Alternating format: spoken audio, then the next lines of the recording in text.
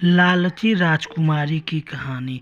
एक बार एक शहर में एक राजकुमारी रहती थी। वह बहुत धनी और सुंदर थी, लेकिन इतनी धनी होने के बाद भी उसकी लालच का कोई अंत नहीं था।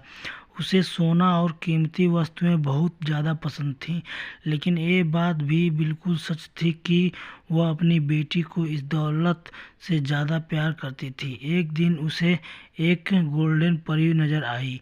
जब वह दौड़कर परी के पास गई तो उसने देखा उसके लंबे सुनहरे बाल उस पेड़ में फंस गए।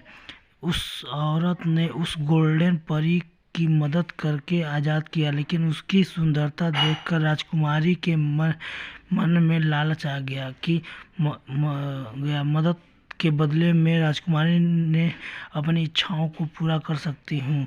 परी ने उसके मन की बात जान ली और उस गोल्डन परी ने उसकी इच्छा पूछी। तब उस लालची राजकुमारी ने कहा कि जो कुछ मैं छूऊं वह सब सोना हो जाए। परी ने उसकी ये इच्छा पूरी कर दी। राजकुमारी ने अपने घर के बाहर बने बाग को सोने में बदल दिया। अब उसका पूरा बाग फूल फव्वारे सब सोने के हो गए। इस हकीकत को देखकर वह बहुत खुश हो गई। अब वह हर जगह हाथ लगाते हुए महल में वापस जाने लगी और खुशी से देखकर पागल हो गई। तभी उसके सामने उसकी खूबसूरत लड़की आ गई। उसने खुशी की वजह से अपनी लड़की को हाथों से गले लगा लिया। लेकिन कुछ देर बाद उसकी लड़की एक सोने की मूर्ति बन चुकी थी। ये देखकर उसको परी का वरदान याद आ गया और उसको अपनी सबसे बड़ी गलती का भी एहसास हुआ। वह राजकुमारी